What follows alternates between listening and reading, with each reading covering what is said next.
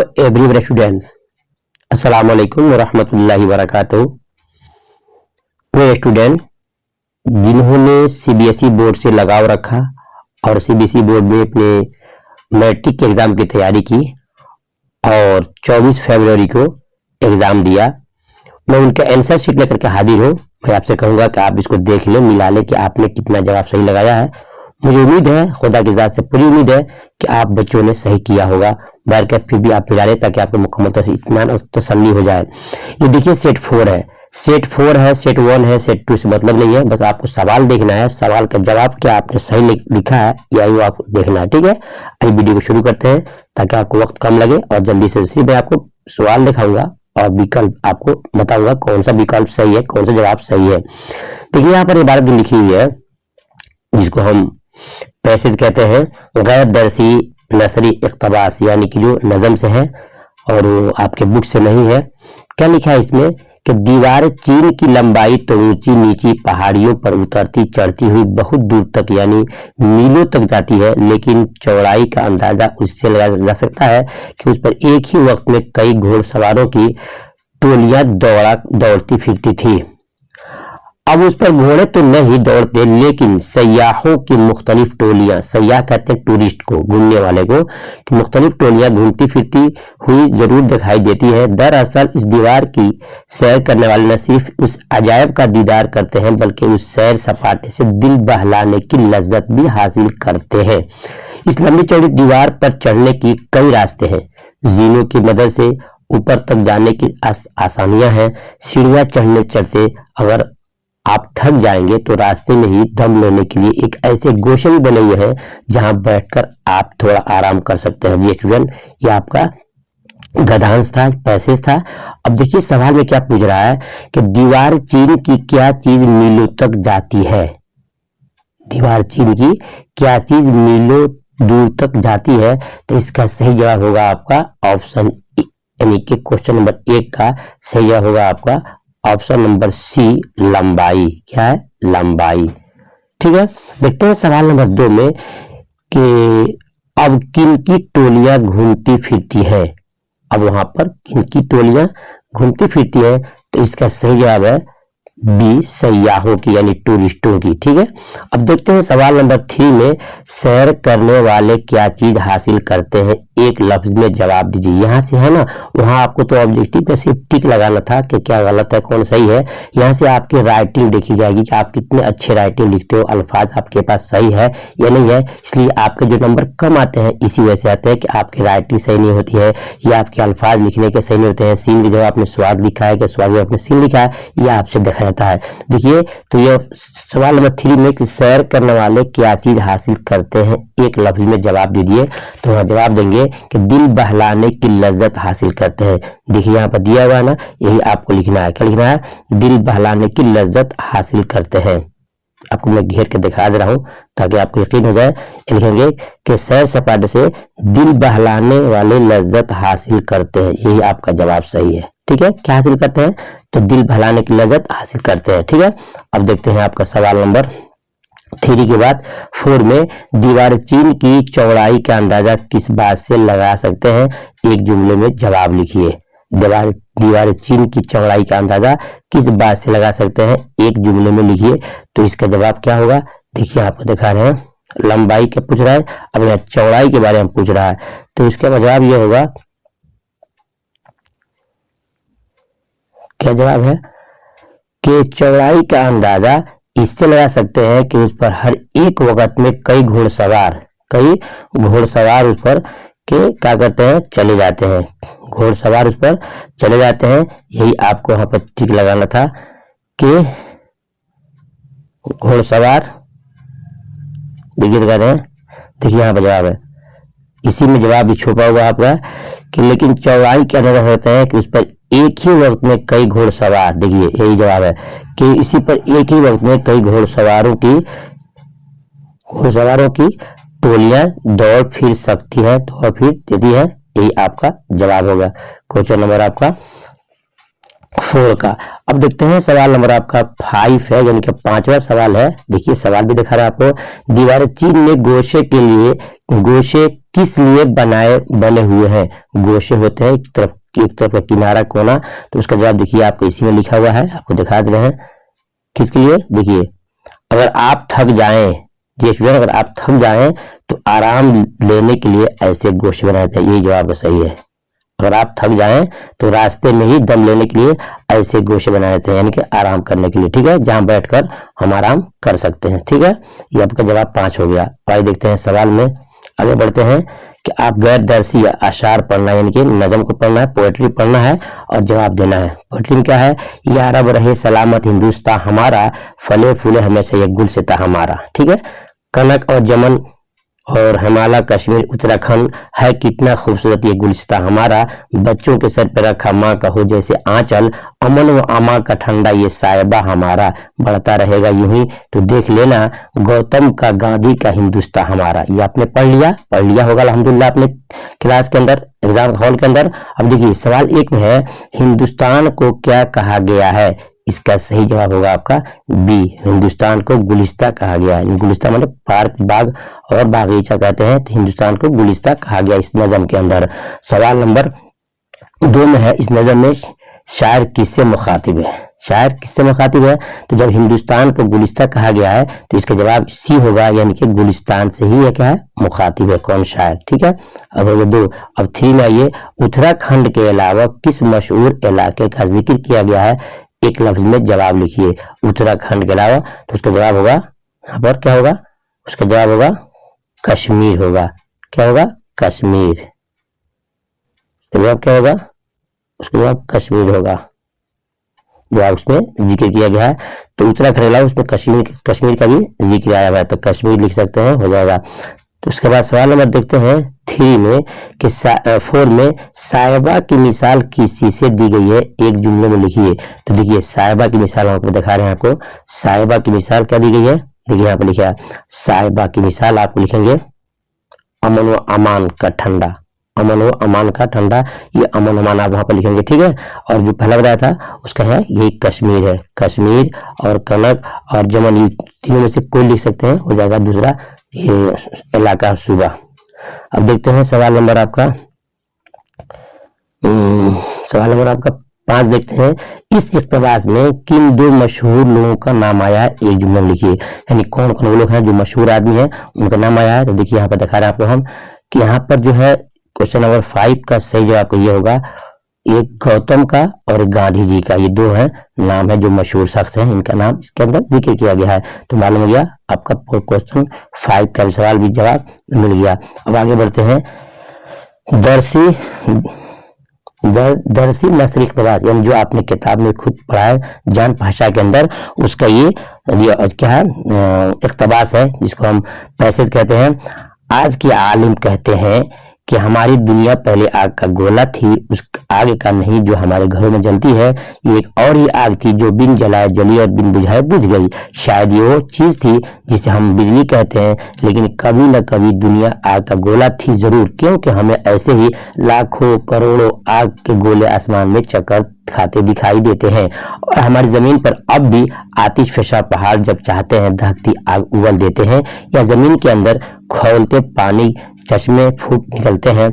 दूसरे आग के गोले जो दुनिया से बहुत बड़े और बहुत ज्यादा पुराने हैं, अब तक आग ही आग है। दुनिया में आग, पानी और जमीन क्यों बन गई ये हमें मालूम नहीं, बस हमारी किस्मत में जो लिखा था वो हो चुका है।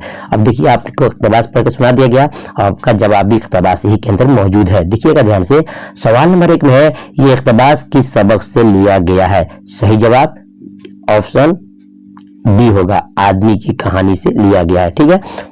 सवाल नंबर 2 देखते हैं कि हमें कितने आग के गोले आसमान में चक्कर खाते दिखाई देते हैं, इसका जवाब होगा सी होगा, क्या होगा, लाखों करोड़ों।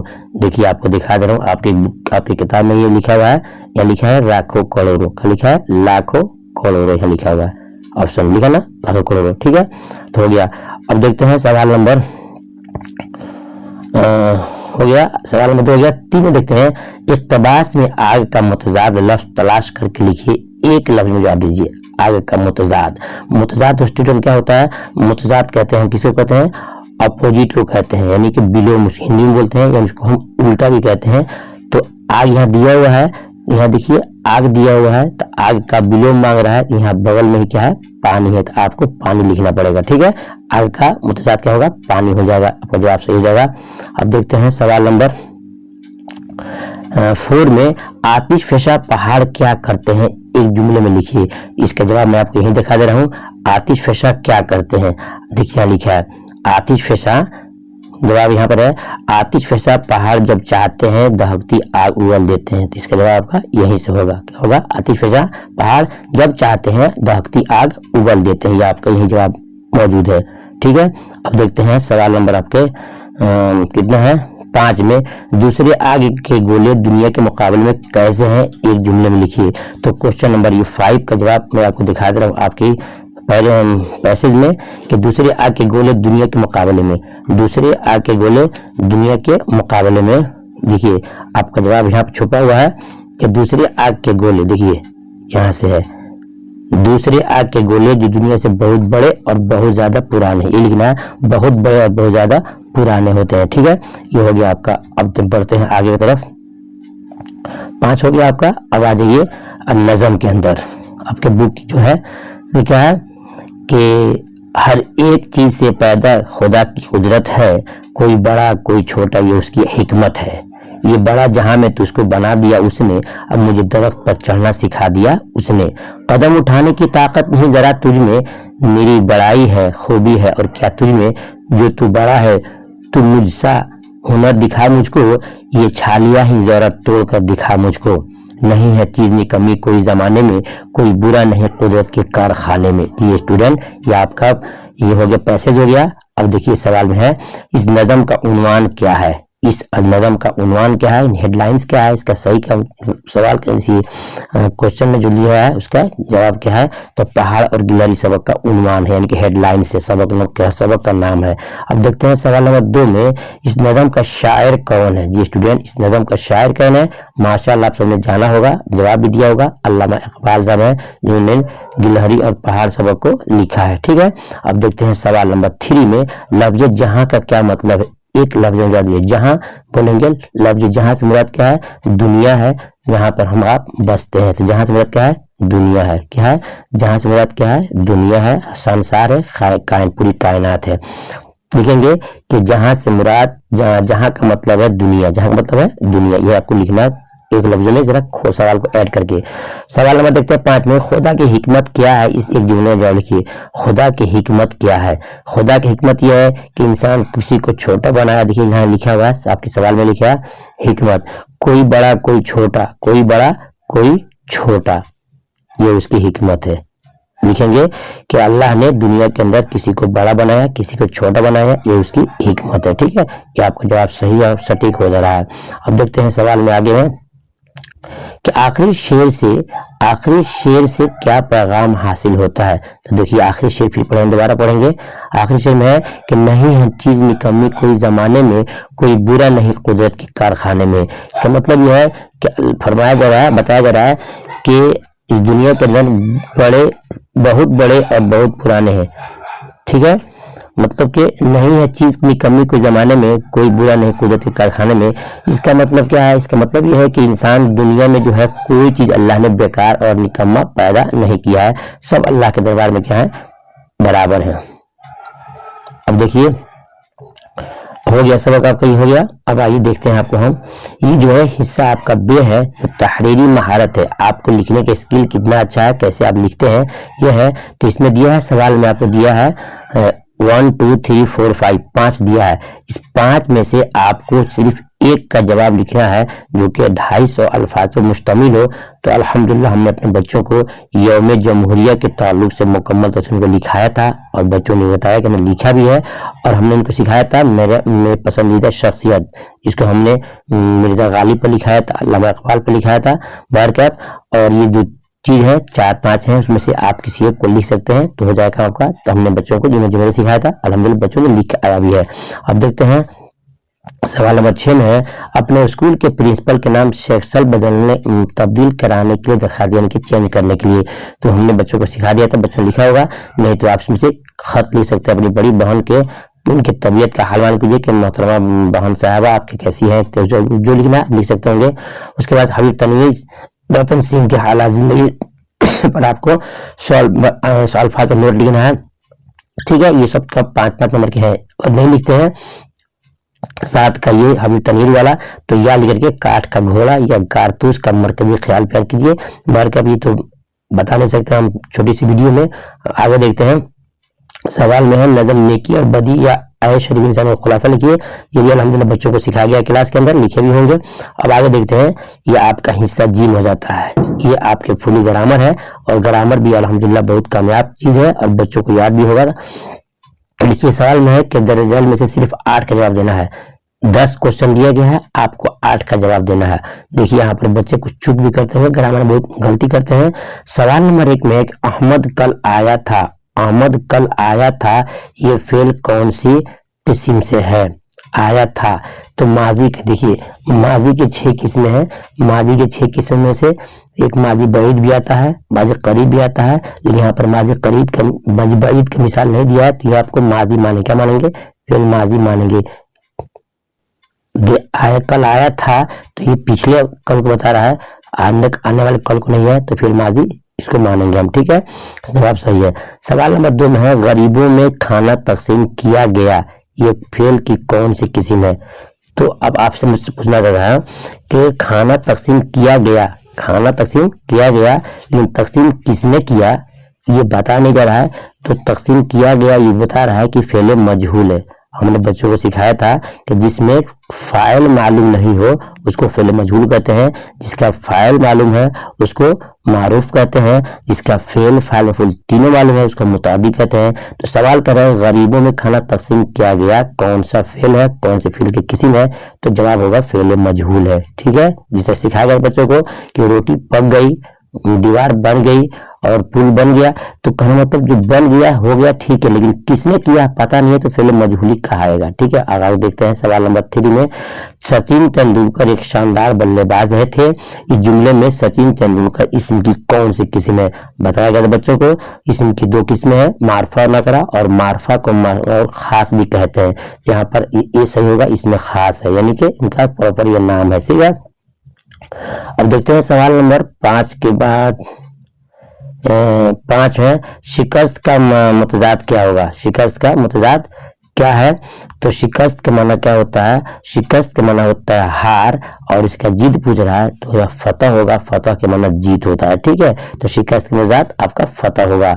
नेक्स्ट देखते हैं सवाल नंबर 6 में दर्जल अल्फाज में से वाहिद की पहचान कीजिए। वाहिद बोलते हैं सिंगल लफ्ज को, तो उमरा जो है वो अमीर की जमा है। उमरा क्या है? अमीर की जमा है। और ये अफवाज जो है फौज की जमा है, बेगमात बेगम की जमा है, इख्तियार जो है वाहिद है, इख्तियार वाहिद, यानी कि ऑप्शन सी सही होगा क्वेश्चन नंबर 6 का।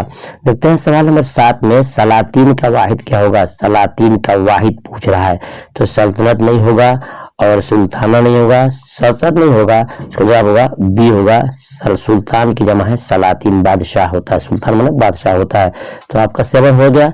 अब देखते हैं 8 में दर्जैल में से अल्फाज में से किस में लाहिका का इस्तेमाल हुआ है? लाहिका जानते हो कि मुस्तकिल लफ्ज के आखिर में जो लफ्ज आता है उसको लाहिका बोलते हैं।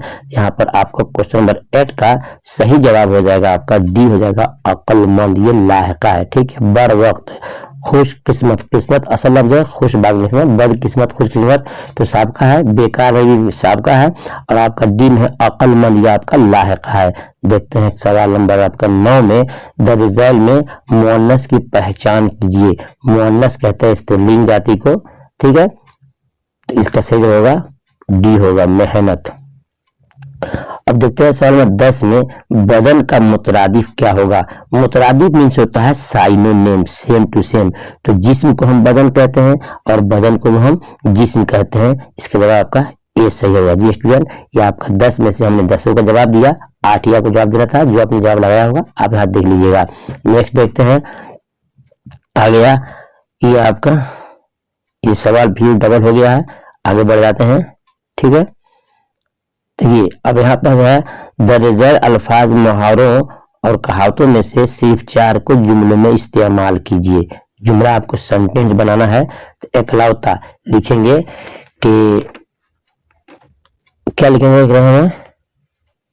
लिखेंगे इकलौता में कि राशि जो है अपने बाप का इकलौता बेटा है। ये आपका जवाब सही हो जाएगा। आपको सेंटेंस बनाना है, क्या बनाना है? सेंटेंस बनाना है। इकलौता बेटा है। ओहदा लिख सकते हैं कि ओहदा मेरे वालिद हेडमास्टर के ओहदे पर फायज है। तो ये आपका ओहदा पर हो जाएगा, सेंटेंस जुमला हो जाएगा। छठी का दूध याद दिलाना लिख सकते हैं हिंदुस्तानी टीम ने पाकिस्तानी टीम को छठी का दूध याद करा दिया, उसको हरा दिया, ये सेंटेंस बन जाएगा। भेष बदलना लिख सकते हैं कि लोग दौलत के लिए अपना भेष बदलते हैं या भेष बदलना है। उसके बाद से 5 में है कि जैसी करनी वैसे भरनी, मतलब है कि जैसा करोगे वैसा पाओगे। लिखेंगे जो जैसा करेगा वैसा पाएगा। उल्टा चोर कोतवाल का डांटे, इसका होगा चोर ने कोतवाल को डांटा। ठीक है, अब आइए देखते हैं। अब आपका सवाल नंबर आपका 10 शुरू होगा यहाँ से। सवाल नंबर 10 में क्या है, ये जवाब हमने दे दिया है, उसको आप आराम से देख सकते हैं। हमने जो बताया है अपनी तरफ से बताया है। अब देखिए सवाल नंबर देखते हैं 11 है। दर्जन में से सिर्फ 3 सवालों के जवाब लिखिए। 4 दिया हुआ, 3 लिखना है। सवाल नंबर 1 में है कि लिंशु ने अपने पहले खत में खुदा के नाम क्या लिखा था। ठीक है, उसका जवाब दिखा रहा है आपको। देखिए यहाँ पर जवाब, यहाँ पर लिंशु ने खुदा के नाम खत में क्या लिखा था। जवाब है लिंशु ने खुदा के नाम ये खत लिखा कि या रब्बी अगर तूने मेरी मदद नहीं की तो मैं और मेरा खानदान इस साल फाकों का शिकार हो जाएंगे। इस वक्त 100 रुपये की सख्त जरूरत है ताकि मैं खेतों की हालत दोबारा ठीक कर सकूं और नई फसल की कटाई तक जिंदा भी रह सकूं। ज़ालाबारी ने सारी फसल तबाह कर दी है। ठीक है, ये हो गया आपका जवाब हो गया। अब देखते हैं सवाल नंबर 2 में क्या है कि मुसलाती निज़ाम का मतलब बताइए और इस निज़ाम में शामिल वसाइल को भी लिखिए। अब ये सवाल नंबर आपका 2 है। देखिए उसका जवाब हमने तैयार किया है, बुक से ही किया गया। लिखा है कि दूसरी आलमी जंग 1939 टू 46 के ज़माने में एक नए मौसलाती निज़ाम की ज़रूरत शिद्दत से महसूस की गई। एक ऐसा निज़ाम जो बहुत तेज़ी से काम कर सके। साइंसदानों ने कंप्यूटर के जरिए इस नए निज़ाम को खोज निकाला, उसी को हम इंटरनेट कहते हैं। ठीक है, कंप्यूटर की नेट या ईमेल खिदमत के हासिल करने के 3 चीज़ों की जरूरत पड़ती है। पूछ रहा सवाल में कितनी चीज़ों की जरूरत पड़ती है, तो 3 चीज़ों की। नंबर 1 मीडियम, और दूसरी टेलीफोन या मोबाइल कनेक्शन, और तीसरी इंटरनेट सर्विस मुहैया करने वाली तंजीम। मीडियम एक आला है जो कंप्यूटर के आदाशुमार को करता है। ये स्वयं हो गया। अब देखिए सवाल देखते हैं। सवाल नंबर 3 में क्या है, सवाल नंबर 3 में दिया है बंदूक की सुस्त रफ्तारी की वजह से कौन कौन लोग परेशान थे। ये भी देखिए आपके बुक में से हमें निकाला है, जो किताब में सिलेबस में है। बंदूक देखिए जवाब में है कि काठ के घोड़े में कदम उठाने की हिम्मत नहीं, वो आगे नहीं बढ़ पा रहा और उसके पीछे भीड़ में वो वजीर रुका हुआ है। जैसे किसी गैर मुल्की वफ्द से वक्त मुकर्रर पर बात करना है, वो ड्राइवर अटका हुआ है। जिसे मुल्क के किसी दूसरे शहर की तरफ रेल गाड़ी लेकर जाना है। स्कूल के वो बच्चे रुके हुए हैं जो कल के मालिक होंगे। डॉक्टर, नर्स, इंजीनियर सब के सब कदम रुक करके रह गए हैं उसके चलते। ठीक है, ये आपका जवाब रहा। अब देखते हैं सवाल नंबर 4 में क्या है। आपको सिर्फ जवाब 3 देना है, लेकिन हमने 4 का जवाब लिख दिया है। जबानों का घर हिंदुस्तान में हिंदुस्तान की क्या क्या खुसूसियात है बताइए। देखिए आपको दिखा रहे हैं कि ये आपके बुक में मेन बिल्कुल चैप्टर में है और बिल्कुल शुरू में ही है। देखिए यह लिखा है कि हिंदुस्तान एक लंबा चौड़ा देश है जिसमें कहीं ऊंचे पहाड़ और गहरे नदियां रास्ता रोकी हुई है, कहीं फैले रेगिस्तान है जिनमें हम रहें, कहीं जमीन सोना उगलती है, कहीं बंजर है, कुछ पैदार नहीं होता।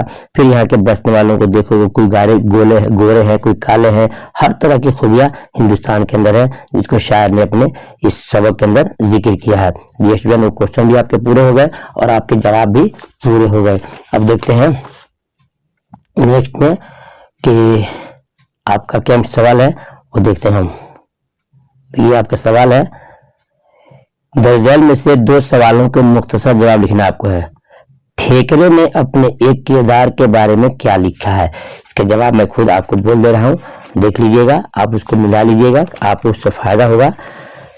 कि लिखा है कि ये साहब जिस दोस्त के पास जाते ठहरते, तो जाते वक्त कमीज जरूर आरियत के तौर पर लेते हैं, यानी कि मुस्तार मत बोलते हैं, आरियत किताब में लिखा है कि मुस्तार लेते हैं, ले लेते कि भाई दोस्त मैं लेके जा रहा हूँ, फिर मैं तुझे ला कर दे दूंगा। सिर्फ आपको एक ही तुम्हें जवाब देना है और 1 नंबर के क्वेश्चन है। तो बताया कि लिखा है, लिखेंगे कि ठेकरे ने अपने दोस्त के किरदार के बारे में लिखा है कि ये साहब जब भी दोस्त के पास ठहरते तो जाते वक्त एक कमीज जरूर उनके आरियत के तौर पर ले जाते, यानी कि मांग करके ले जाते कि मैं तुम्हें बाद में दे दूंगा। सवाल नंबर 2 में है कि डॉक्टर भीमराव अंबेडकर का असली नाम क्या है? तो उनका असल नाम क्या है? भीमराव सकपाल, भीमराव सकपाल। ये आपका 1 नंबर का क्वेश्चन मिल जाएगा। सवाल नंबर 3 में है कि अंग्रेजों को वजीर अली के अफसाने सुनकर किसके कारनामे याद आते हैं? जवाब है रॉबिन हुड का, रॉबिन हुड का कारनामा याद आता है। ये तीनों का तीनों में जवाब दे दिया आपको। देखते हैं सवाल नंबर 13 में दर्ज झैल में से 2 सवालों का जवाब लिखिए जो दरसी किताब हिस्सा नज़म से है। जालिम को जुल्म की क्या सजा मिलती है? जालिम को जुल्म की सजा ये मिलती है कि जैसा वो करता है वैसा वो सजा पा लेता है और दुनिया के अंदर उसकी सजा मिल जाती है। ठीक है, सवाल नंबर देखते हैं 2 में मीर तक़ी मीर ने इंसानी जिंदगी की क्या हकीकत लिखी है? तो मीर तक़ी मीर ने अपने गजल के अंदर लिखा है कि इंसान जो है उसकी जिंदगी पानी के बुलबुले की तरह है। जिस तरह पानी का बुलबुला अभी उठता है और अभी खत्म हो जाता है, वैसे इंसान की जिंदगी की हकीकत है कि आज है कल रहेगा, उसकी कोई गारंटी नहीं है। देखते हैं सवाल नंबर 3 में कि जंग को अमन आलम का खून कहने का क्या मतलब है? जवाब लिखेंगे कि जंग को अमन आलम का खून कहने का मतलब यह है कि इंसान दुनिया में जंग करेगा तो जंग के जरिए से जहां जहां भी जंग होगी, लड़ाई होगी, वहां से अमन शांति और सुकून खत्म हो जाएगा, इसलिए आलम का खून कहा है। ठीक है, अब देखते हैं सवाल नंबर 14 में दर्ज झैल में से 3 सवालों के आपके मुख्तसर जवाब लिखना है जो दरसी किताब हिस्सा नज़म से है। कोई सूरत नजर नहीं आती में लफ्ज सूरत का क्या मतलब है? लफ्ज सूरत का मतलब लिखेंगे, लफ्ज सूरत का मतलब है कोई शक्ल नजर नहीं आता, कोई तरकीब नजर नहीं आती कि हम कैसे इस काम को करें। तो सूरत नहीं आना मतलब कि कुछ तरकीब और सुझाव समझ नहीं आता, कोई तदबीर नजर नहीं आती है। ठीक है, सवाल नंबर 2 है कि नज़म हम्द में लफ्ज कारखाना से क्या मुराद है? तो लफ्ज नज़म हम्द में कारखाना से मुराद कायनात है, संसार है, दुनिया है। ठीक है, देखते हैं सवाल नंबर 3 में नज़म नेकी और बदी के शायर का नाम लिखिए। देखिए यहाँ पर हो सकता है कुछ बच्चे कंफ्यूज हो गए होंगे कि लिख दिए होंगे नज़ीर अकबर आबादी। तो नज़ीर जो आप लिखते हैं अगर जे से तो आपको वहाँ पर गलत माना जाएगा, वहाँ आपको लिखना है नज़ीर अकबर आबादी। जो से जो स्टूडेंट लिखा होगा वो कामयाब नज़ीर अकबर आबादी आपको लिखना है। ठीक है, यानी कि लिखना है। ठीक है, तो नज़ीर अकबर आबादी आपको जोर से लिखना है। अब देखते हैं सवाल नंबर 4 में कि कदम बढ़ाओ दोस्तों का क्या मतलब है? लिखिए। कदम बढ़ाओ दोस्तों का मतलब है इंसान को जो भी मुश्किल परेशानी है उसमें चूकना नहीं चाहिए, बल्कि उसको मेहनत से हिम्मत से काम आगे करते रहना चाहिए। ठीक है, फिर मिलता हूँ दूसरे वक्त में। आपसे मेरी गुजारिश है वीडियो आपको अच्छी लगी हो तो वीडियो को शेयर कर दीजिएगा दोस्तों में, ताकि सब जान जाए कि मैंने क्या जवाब से लिखा। ठीक है, अल्लाह हाफिज।